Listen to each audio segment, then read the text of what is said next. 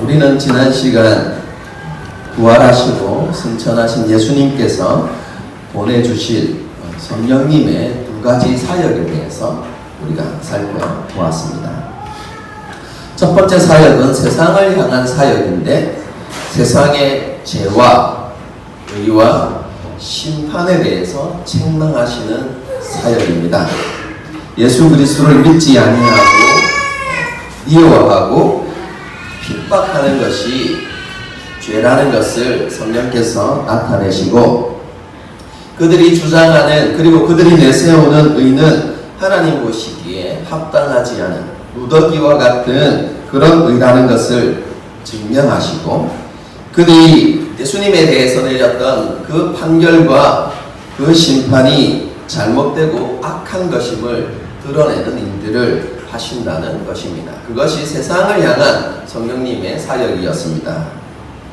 두 번째 사역은 제자들에게 또 다른 보혜사가 되어주시는 사역을 하신다는 것입니다. 성령님은 진리 안에서 제자들을 인도하시고 그들에게 장래의 일들을 알려주시는 일들을 한다는 것입니다. 지난 시간에 제가 설교 시간에 말씀드렸듯이 장래의 일은 그렇죠? 우리의 미래에 무엇이 일어날 것인가 개개인에 관한 것이 아니라 예수 그리스도께서 부활하시고 승천하신 이후에 이루어질 그 은혜들과 그 은혜의 결과가 어떠한지, 그리고 예수님의 다시 오심과 심판에 대해서 성령님께서 알려주신다는 의미입니다. 이 두 가지 사역, 이것은 성령님의 독특한 사역이 아니라 예수님께서 이 땅에 계셨을 때 하셨던 사역입니다. 예수님의 보내심을 받아서 오시는 성령님께서는 그 예수님의 사역을 그대로 이어받아서 동일하게 행하신다는 것을 말씀하고 있는 것이죠. 이것은 조금 있으면 일어날 일들입니다. 예수님께서 죽으시고 부활하셔서 승천하신 이후에 일어날 일들입니다. 하지만 제자들은 예수님의 말씀을 이해하지 못했고 오직 예수님께서 자기들을 떠나신다는 그것에만 집중되어 있어서 염려하고 두려워하고 근심했습니다. 그런 제자들에게 예수님께서 지금은 너희가 잠시 근심하고 있지만 예수님께서 부활하신 것을 보게 되어지면 기뻐하게 될 것이고, 그리고 그 기쁨을 빼앗기지 않게 될 것이다, 이렇게 말씀해 주셨습니다. 예수님의 부활을 통해서 얻게 되어진 그 기쁨은요, 일시적인 기쁨이 아닙니다. 그들이 이 땅을 살아가는 동안, 그리고 예수님께서 다시 오실 때까지 제자들뿐만 아니라 모든 그리스도인들이 지속적으로 누릴 수 있는 기쁨이요, 평안입니다. 그것은 예수님께서 보내시는 성령을 통해서 주시는 평안이고 기쁨이기 때문에 그렇습니다. 이뿐만 아니라 예수님께서 성령님을 보내주신 이후에는 제자들이 더 이상 의문을 가지지 않을 것입니다. 이전까지는 제자들이 의문을 가지고 예수님께 끊임없이 질문했지만 그날이 오면 제자들은 더 이상 의문을 가지지 않고 밝히 알게 될 것입니다. 예수님의 오심과 사역, 죽으심과 부활을 보았던 제자들은 성령의 오심을 통해서 그것의 모든 의미를 밝히 그리고 명백하게 알게 될 것이기 때문에 그들은 더 이상 의문을 가지지 않게 될 것입니다. 그리고 그들에게 놀라운 특권 하나가 생겨나게 됩니다. 그것이 무엇이냐면 하나님 아버지께 직접 나아가서 무엇이든지 구할 수 있는 특권이 생겨난다는 것입니다. 그런데 제자들이 아버지 하나님께 나아가서 무엇인가를 구할 때에 반드시 예수님의 이름으로 구해야 된다는 단서가 붙습니다. 예수님의 이름으로 구한다는 것이 무엇이라고 제가 설교했죠? 기억나십니까?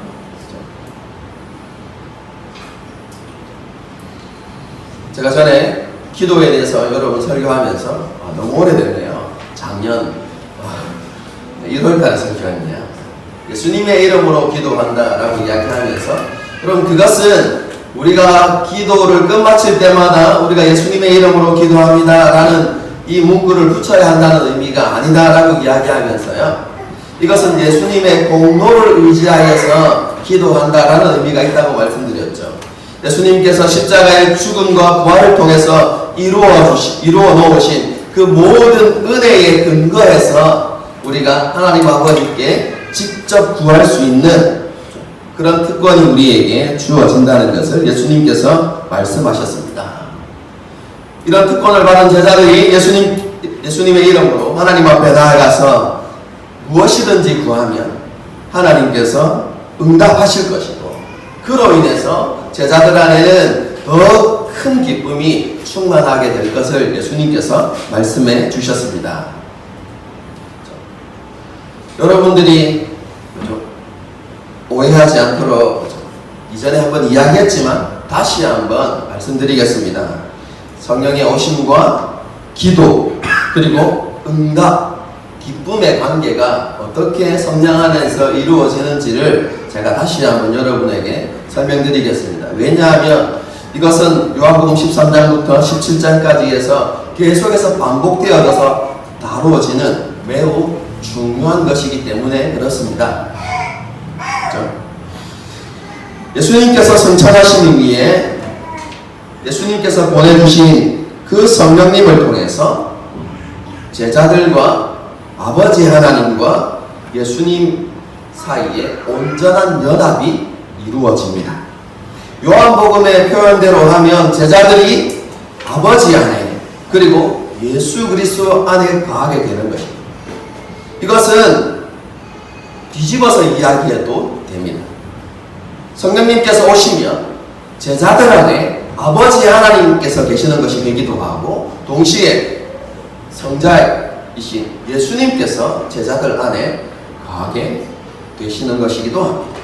제자들이 하나님 안에 거하기도 하고 하나님이 예수님 안에 거하게 되어지는 이 놀라운 신비한 연합을 이루게 되어지는데, 그것이 성령의 오심을 통해서 이루어지는 것입니다.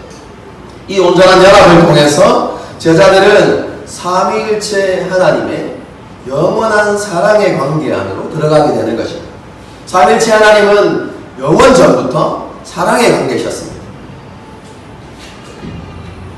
그런데 그 사랑의 관계 안으로 제자들이 들어가게 되는 것이죠.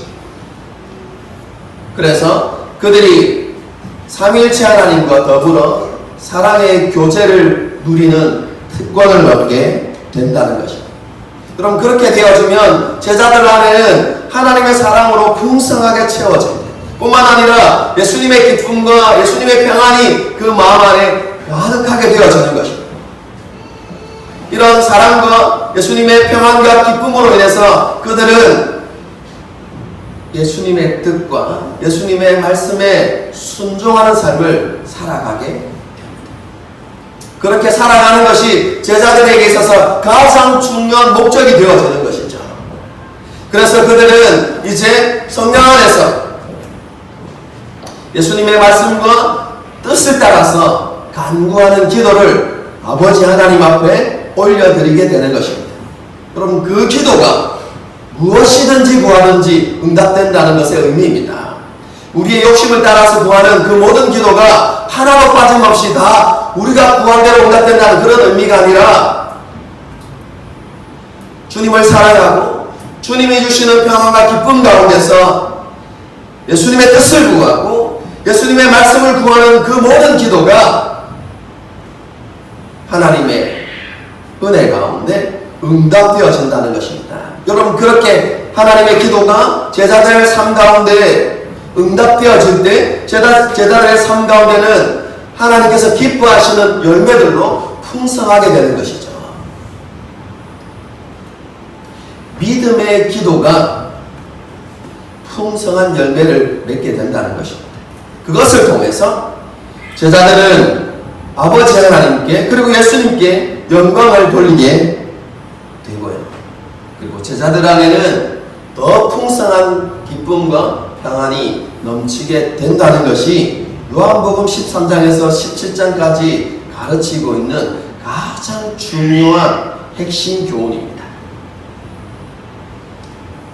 이런 진리들을 예수님께서는 지금까지 비유로 말씀하셨지만 때가 이르면 더 이상 비유로 말씀하지 않겠다라고 그렇게 선언하십니다.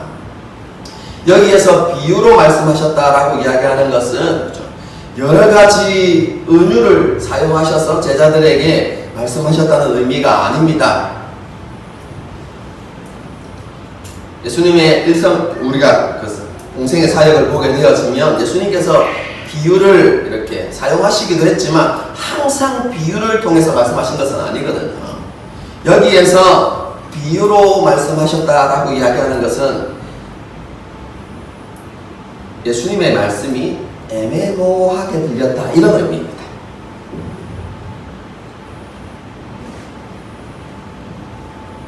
예수님께서 가르치신 이 말씀이 왜 제자들에게 애매모호하게 들렸을까요? 그럼 그것은 제자들의 부족함과 연약함 때문에 그렇습니다. 제자들은 메시아에 대한 잘못된 가치관을 가지고 있었습니다. 그 당시 유대인들이 가지고 있었던 그 메시아관을 그대로 가지고 있었던 것이죠. 그뿐만 아니라 그들은 지금 예수님이 말씀하시는 그것에 모든 관심이 집중되어 있는 것이 아니라 조금 전에도 말씀드렸지만 예수님께서 자기 자신을 떠나신다는 그것에만 모든 집중이 관심이 집중되어 있어서 예수님의 말씀이 잘 들어오지 않았던 것이죠. 잘못된 가치관과 연약한 믿음 그리고 그들의 관심이 다른 데가 있었기 때문에 예수님의 말씀이 분명하게 들리지 않고 애매모호하게 들렸다는 것입니다. 그런데 그 말씀이 명백하게 깨달아지는 날이 오게 될 것이다. 잠시 후면 그런 때가 오게 될 것이다 라고 지금 예수님께서 말씀해 주셨습니다. 그때가 언제입니까?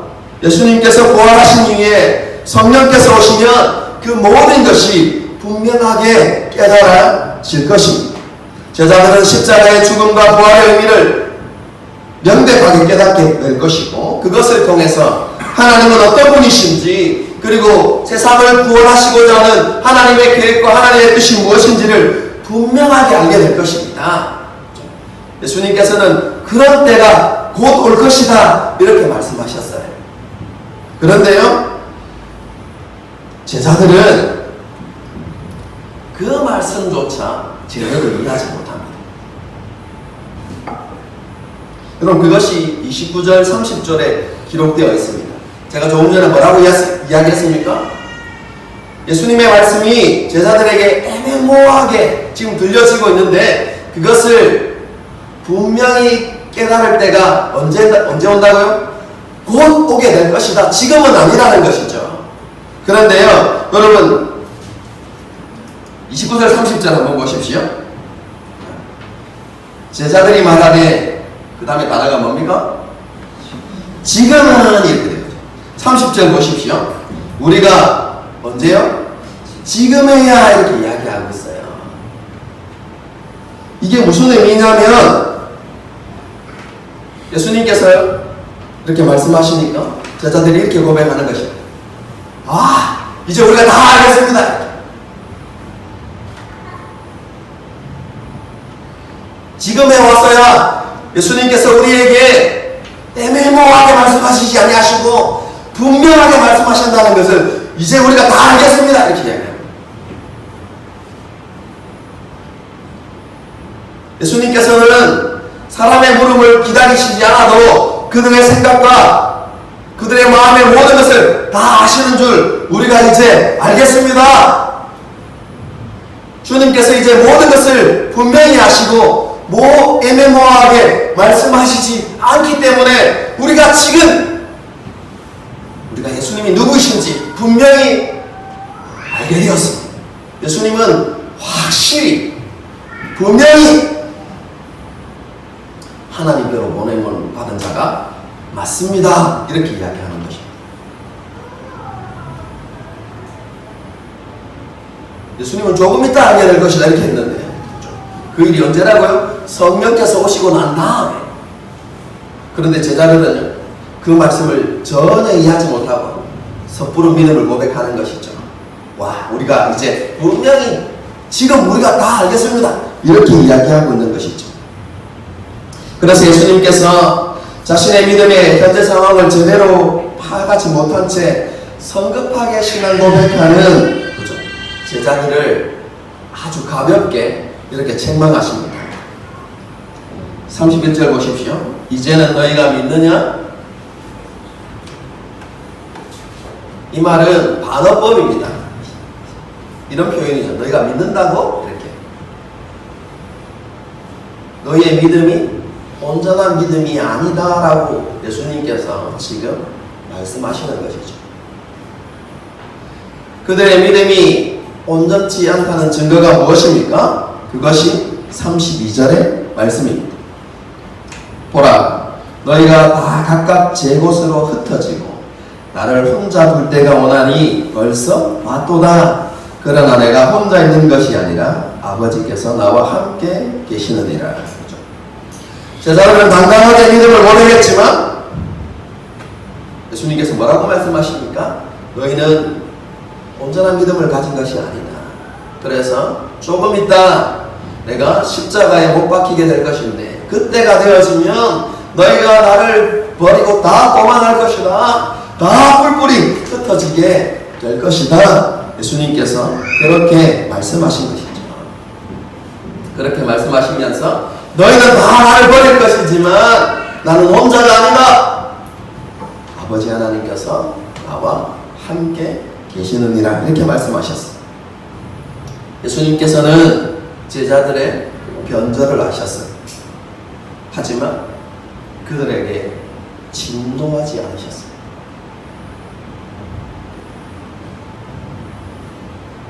예수님께서는 지금 제자들이 가지고 있는 부족함과 연약함을 바라보시는 것이 아니라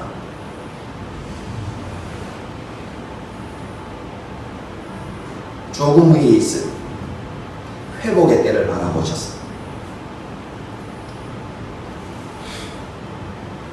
그들의 믿음이 온전케 되어진 그 때를 바라보고 계셨던 것입니다. 아버지 하나님께서 예수님을 버리지 않으셨던 것처럼 예수님도 제자들을 버리지 않으셨습니다. 그들을 향한 기대를 저버리지 않으셨습니다.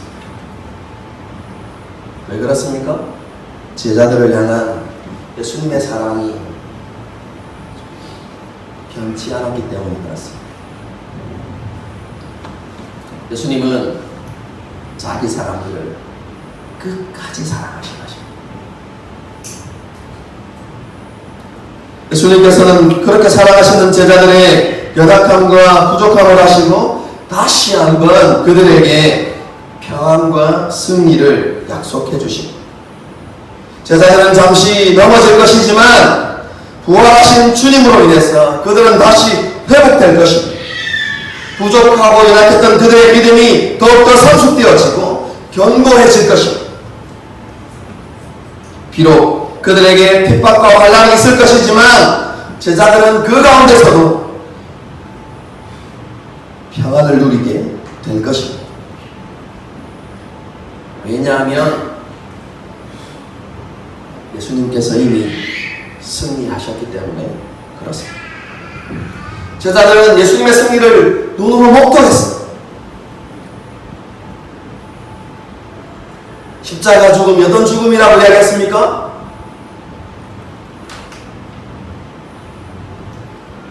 그 시대 사람들이 떠올리기도 싫은 가장 모욕적이고 비참한 죽음. 왜냐하면 그 시대 가치관 때문에 그렇습니다. 그럼 그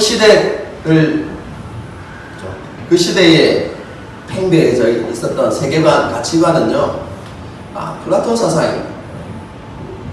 이데아 사상이죠. 그럼 그 사상 가운데 하나는 사람은 죽으면 어떻게 되었냐면 영혼은 하늘로 가고 육체는 땅으로 내려가는 것입니다. 그런데 영혼도 하늘에 가지 못하고 육체도 땅에 내려가지 못하는 죽음이 무엇이냐면 매달려 죽는 죽음입니다. 십자가에 매달려 죽는 죽음은요, 영혼도 하늘로 가지 못하고 땅도 육체에 내려가지 못하는 그것을 상징하는 죽음이 십자가 죽음이었거든요. 그럼 그것이 그 시대 사람들에게 있어서는 가장 모욕적인 죽음이었고 가장 비참한 죽음이었습니다. 그럼 그래서 그 시대 사람들은 십자가라는 단어를 떠올리기 싫어했습니다. 그런데 예수님의 부활을 통하여서 그 십자가 죽음이 실패가 아니고 승리이고 높아지심이고 영광받으심이라는 사실을 제자들이 보고 경험하게 되는 것이죠. 그것을 통해서 제자들은 자신들에게 환난이 와도 핍박이 와도 그것이 자신을 실패로 이끌어가지 못한다는 것을 확신할 수 있었습니다. 예수님께서 승리하셨듯이 자신들도 반드시 승리할 것이라는 믿음을 가질 수가 있었던 것이죠. 그래서 그들은 환난 가운데서 평안할 수 있었던 것입니다. 예수님께서 그 모든 것을 미리 말씀해 주셨기 때문에 환난과 핍박조차도 예수님의 주관 아래 있다는 것을 확신하고 예수님을 신뢰하는 그 믿음 때문에 그 마음에는 평안과 기쁨이 있을 것입니다. 그래서 예수님께서는 제자들에게 담대하라고 말씀하셨던 것입니다. 자신이 세상을 이기셨기 때문에 그렇습니다. 말씀을 정리하겠습니다. 예수님께서는 끝까지 자신의 말씀을 이해하지 못하고 오해하는 제자들에 대해서 끝까지 참으시고 그들을 긍휼히 여기셨습니다. 그리고 예수님의 죽음과 부활 이후에 일어날 일들에 대해서 거듭해서 말씀해 주셨습니다. 제자들은 예수님을 아버지 하나님께서 보내신 하나님의 아들 메시아로 믿었기 때문에 하나님의 사랑 안에 거하게 될 것입니다. 오늘 본문에서는 너희가 예수님을 믿었기 때문에 아버지께서 너희를 사랑하신다 이렇게 되어 있죠. 우리가 하나님 오시기에 합당하기 때문이 아니고 우리에게 무슨 공로가 있기 때문도 아니라 예수님을 믿는 그 믿음 때문에 하나님이 우리를 사랑하시고 우리가 제자들이 예수님의 사랑 안에 거하게 되는 것을 말씀해 주셨습니다. 성경을 통하여서 그들은 하나님의 사랑 안에 거하게 될 것이고 온전한 믿음과 이해에 이르게 될 것입니다. 그들에게 비록 환난과 핍박이 있을 것이지만 그들은 예수님의 평안을 누리며 승리하게 될 것입니다.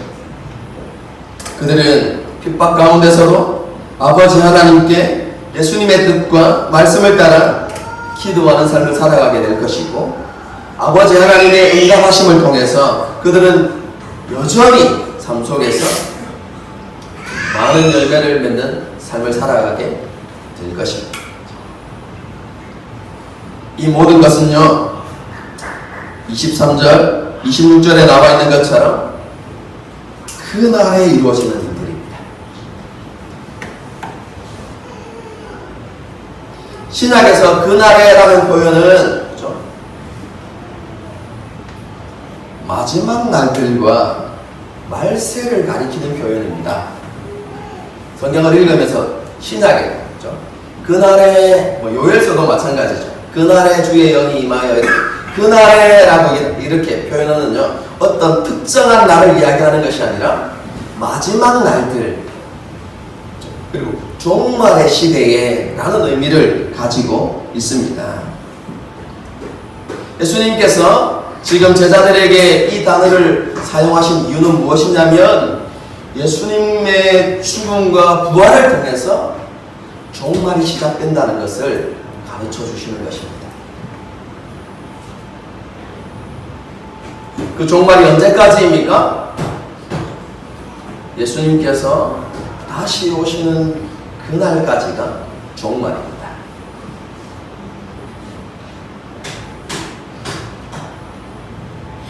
예수님의 부활로부터 시작해서 다시 오심까지, 여러분 그 기간이 종말의 시대입니다. 그래서 우리는 종말을 살아가고 있는 것입니다. 여러분 이것을 요한복음에서 제가 뭐라고 표현한다고 했습니까? 오늘 설교 내용은 아니었는데 갑자기 생각났어요. 종말의 시대에 하나님의 백성의 삶, 그럼 그것을 요한복음에서 뭐라고 표현한다고 했죠?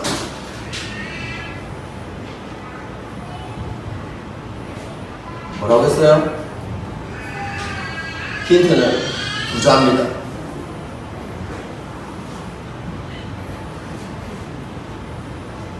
영생이라고 했어요. 오는 세대에서, 이전 세대의 삶이 아니라 오는 세대의 삶을 살아가게 된다고 했죠. 잊어버리지 말라고 그렇게 신신당부를 했는데, 그렇죠?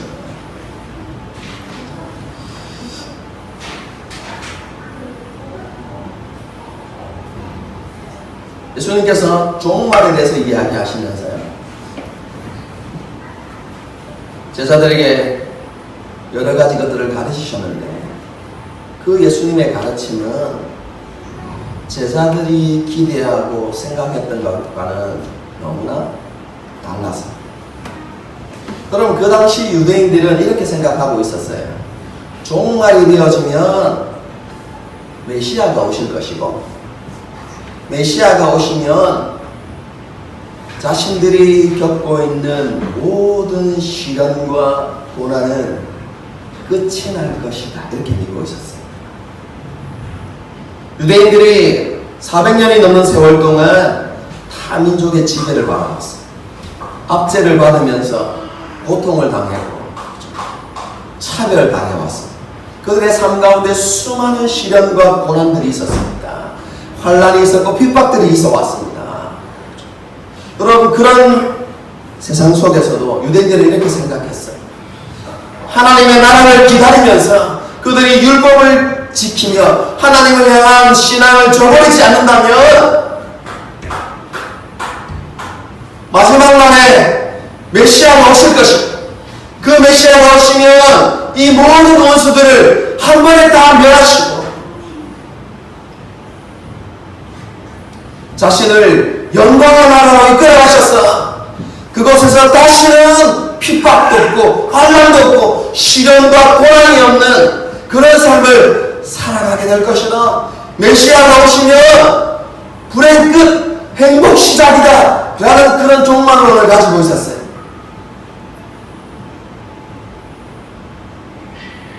그런 제자들에게 예수님께서 말씀하시죠. 이제 그날이 왔다. 여러분, 제자들이 무엇을 기대했을까요?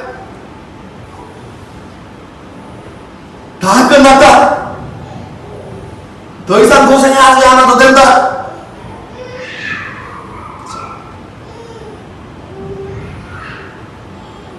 그 말을 기대했을 것입니다. 그런데요, 그 기대가 와장창 무너지는 것이죠. 그날이 오면 너희가 환난을 당하게 될 것이다. 이렇게. 시련과 고난이 있을 것이다. 제자들에게 정말로 달갑지 않은 메시지였어요. 누가 시련과 역경을 좋아하겠습니까? 여러분, 오늘날에도 제자들과 같은 믿음을 가진 그리스도인들이 있습니다. 예수님을 열심히 믿으며,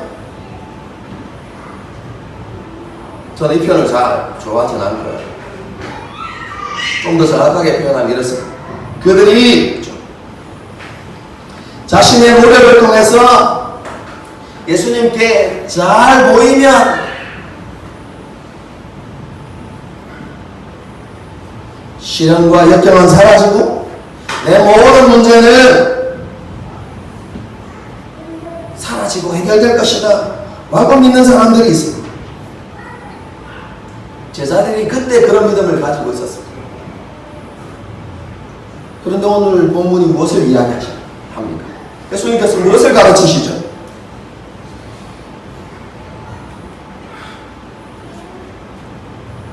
환난과 핍박이 있다는 것입니다.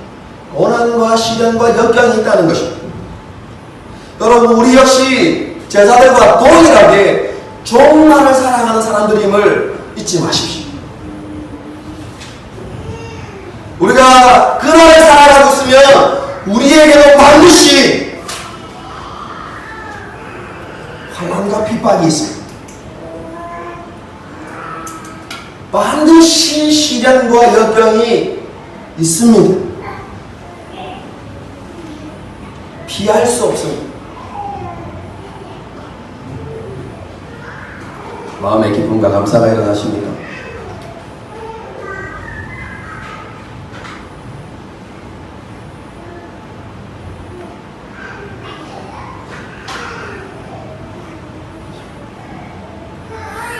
가치관 충돌로 인하여서 큰 충격에 빠진 제자들을 향하여서 예수님께서 이렇게 부탁하십니다.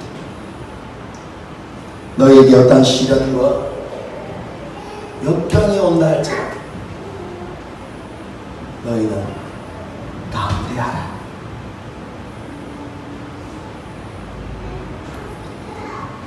예수님의 참 제자가 되는 길에는 많은 어려움과 시련이 있습니다. 배척과 핍박이 따르게 되어 있습니다. 시련과 고난은요, 견디기 쉬운 것이 아닙니다.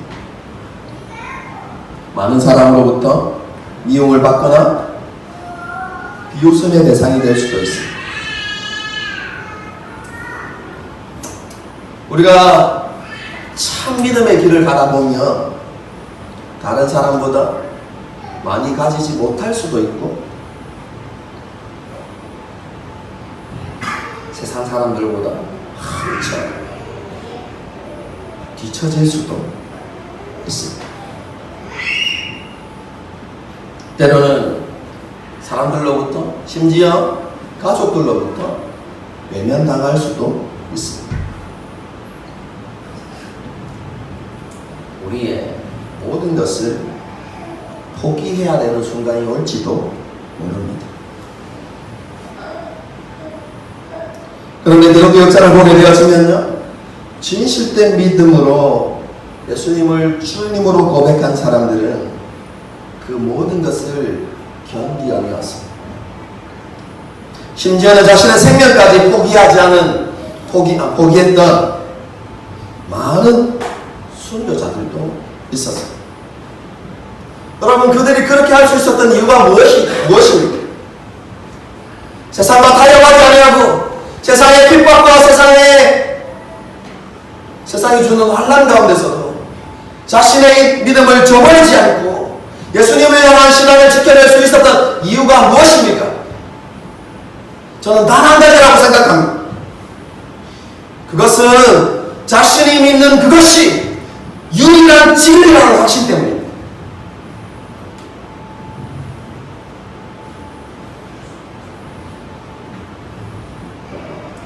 그들이 받는 시련과 고난은 실패도 아니었고 패배도 아니었습니다.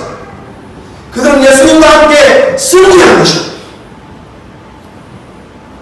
예수님께서는 저와 여러분도 이러한 승리에 동참하기를 원하십니다. 우리 앞에 놓인 크고 작은 시련과 고난 때문에 예수님을 섬기고 따르는 일을 포기하지 않기를 원하고 계십니다.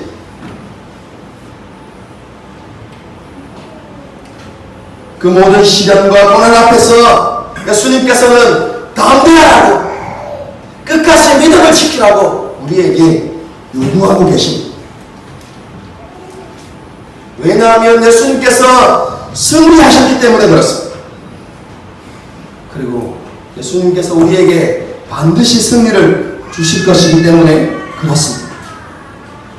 그럼 사도 바울이 무엇이라고 고백합니까? 로마서를 보게 되어지면 우리를 사랑하시는 하나님께서 우리 모두에게 넉넉히 이기는 특권을 주신다고 말씀하고 있습니다. 하나님께서는 우리가 감당할 수 없는 시험을 허락하지 않습니다. 피할 길을 주셔서 우리로 능히 감당하게 하십니다. 크고 작은 시험이 우리의 삶 가운데 계속 있을 것입니다. 그런데요, 우리는 항상 승리하게 되어 있습니다. 예수님이 약속하신 것은요, 우리가 살아가는 삶의 모든 순간에 크고 작은 시련들이 있을 것이지만, 그것에 너희가 실패할 것이지만 마지막에는 승리할 것이다. 그게 아닙니다, 여러분. 마지막에 반드시 승리하는 것은 분명합니다. 그런데 그것뿐만 아니라 우리가 삶에서 만나는 모든 시련과 모든 역경 속에서 우리는 항상 승리할 것이라는 것입니다. 하나님이 우리에게 패배를 허락하시지 않으십니다, 여러분.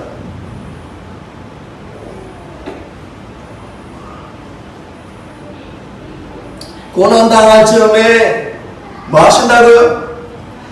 반드시 피할 길을 주십니다.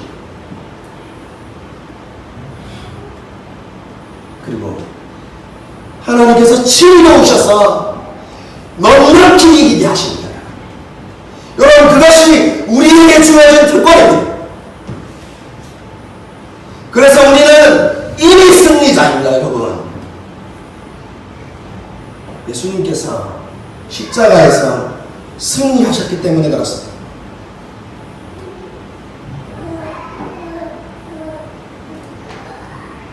예수님께서 두려워하지 말라고 우리에게 말씀하십니다. 염려하지 말라고 말씀하십니다.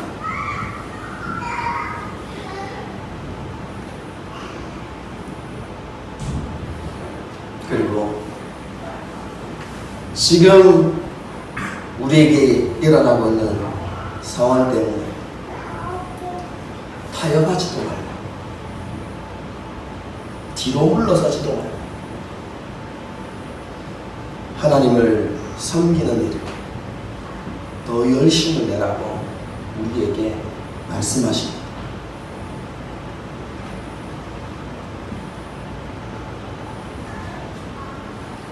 우리가 지금 당하고 있는 상황과 환경은 다 다르지만 각자가 처한 상황 속에서 하나님의 뜻이 무엇인지를 찾고 그 뜻에 먼저 순종하라고 주님께서 우리에게 요구하고 계십니다. 그러면 모든 지각에 뛰어난 하나님의 평강 예수 그리스도 안에서 우리의 마음과 생각을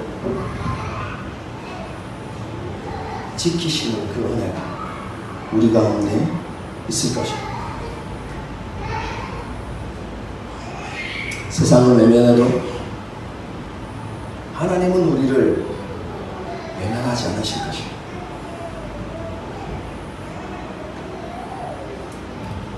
세상은 우리를 조롱해도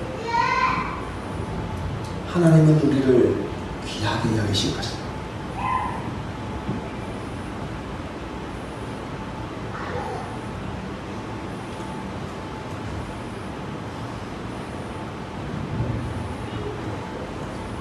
한번 따라 하겠습니다.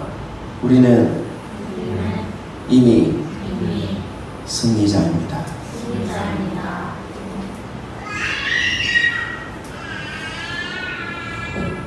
우리의 느낌과 세상의 말에 귀를 기울이지 말고